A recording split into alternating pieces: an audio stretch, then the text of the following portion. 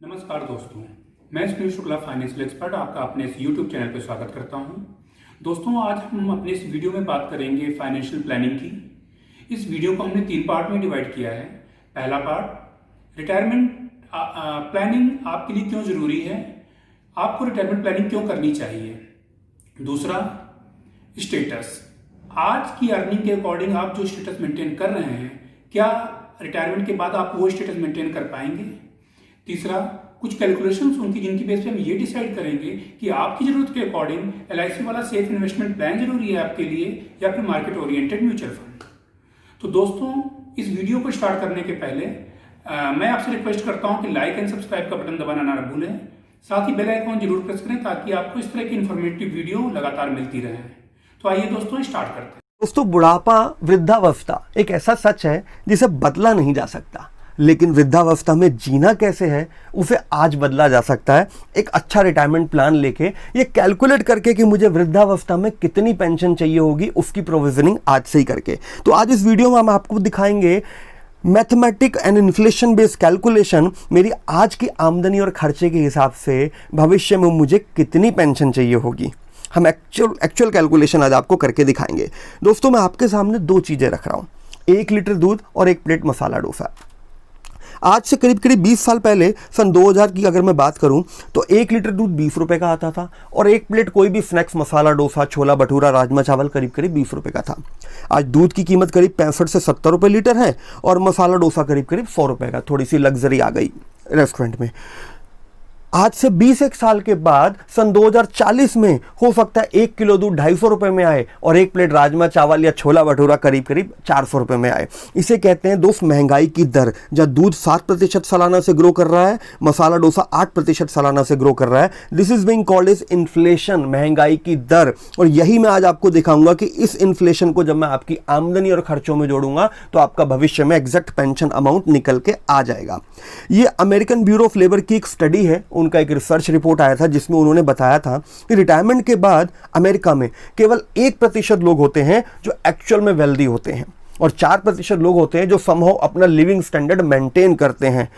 बाकी के 95% लोग या तो अपने बच्चों पे डिपेंड होते हैं या चैरिटी पे डिपेंड होते हैं या उन्हें वृद्धावस्था में भी काम करना पड़ता है। और भारत की स्थिति तो और भी आगे है सर। यहाँ आज भी 65, 70, 75 साल की उम्र में आप लोगों को या तो भीख मांगते हुए देख सकते हैं या काम करते हुए देख सकते हैं। इन लोगों ने अच्छे से शायद प्रोविजनिंग नहीं की, इसलिए आज ये स्टेज आ गई। लेकिन हम अपने आप को कहाँ देखना चाहते हैं, उसके लिए हमको आज से प्लानिंग करने का मौका है। हम प्लान कर सकते हैं।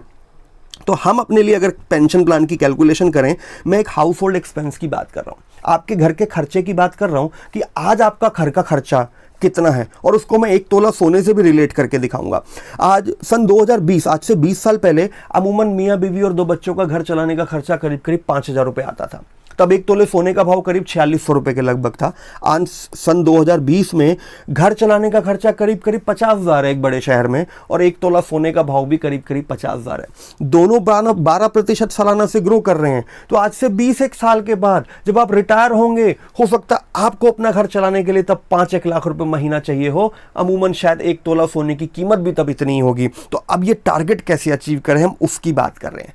आप अपनी रिटायर्ड स्टेज पे कैसी पिक्चर चाहते हैं अपने लिए, रिटायर्ड और रिटायर्ड, काम करना चाहेंगे या लाइफ को एंजॉय करना चाहेंगे। तो अगर लाइफ को एंजॉय करना है तो फिर आपको आज ही से प्लान करना होगा, उसके हिसाब से कैलकुलेशन करनी होगी। और सबसे बड़ी बात, medical expenses, will you be able to afford your medical expenses at old age. देखो ना लिविंग स्टैंडर्ड कैसे चेंज होता जा रहा है। 50 तरह की बीमारियां हैं। 40 की उम्र के बाद आदमी छुप करके गोली खाना शुरू कर देता है। तो क्या मैं मेरे मेडिकल एक्सपेंसेस उठा पाऊंगा? तो अगर एक अच्छा पेंशन प्लान प्रॉपर प्लानिंग के साथ लेंगे तो आप ये सब कर पाएंगे।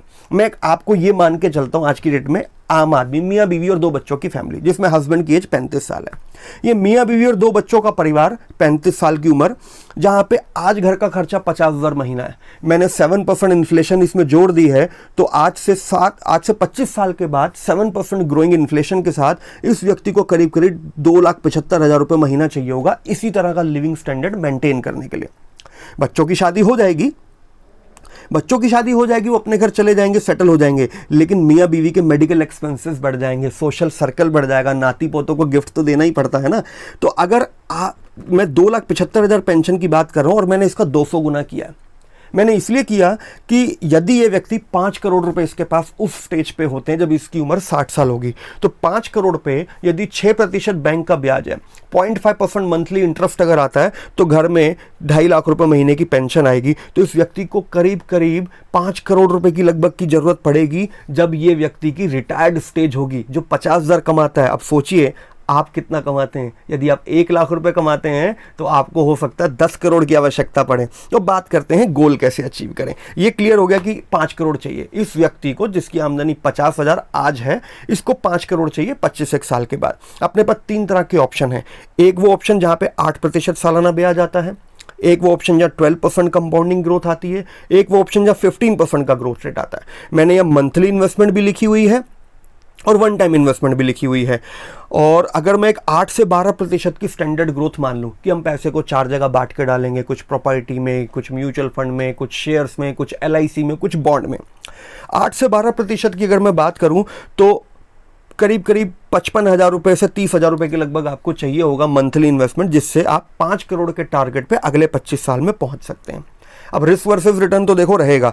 जहां पर सेफर प्रोडक्ट हैं, 5, 6, 7% की ग्रोथ है, वहां पे रिटर्न्स नहीं होते लेकिन सेफ्टी होती है। अगर मैं ग्रोथ ओरिएंटेड प्रोडक्ट की बात करूं, 12 से 18% का सालाना ग्रोथ है, लेकिन मार्केट रिस्क है। जिस साल मेरी रिटायरमेंट है उसी साल मार्केट गिर गया। लेकिन अगर मैं एक बैलेंस अप्रोच लूं कि कुछ पैसा मैं LIC में डालूंगा, कुछ पैसा म्यूचुअल फंड में डालूंगा, कुछ पैसा प्रॉपर्टी में डालूंगा, तो 8, 9, 10, 11, 12% का रिटर्न आराम से बनाया जा सकता है।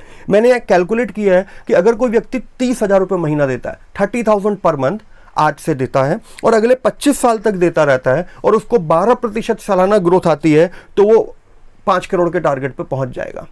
ये मैथमेटिक कैलकुलेशन है, कंपाउंडिंग ग्रोथ का फॉर्मूला इसमें लगा है। और हम क्या रेकमेंड करते हैं कि सारे अंडे एक टोकरी में नहीं रखने चाहिए। यदि आप 100 रुपये निवेश कर सकते हैं, कुछ पैसा इंश्योरेंस में डालिए, ताकि भगवान ना करे आप आज ही ना रहें तो आपकी वाइफ को तो आज से पेंशन मिलनी शुरू हो जाए, क्लेम मिल जाएगा इंश्योरेंस कंपनी से। कुछ पैसे को आप गोल्ड में या बॉन्ड में डालिए, जहाँ पे कोई लॉक इन ना हो।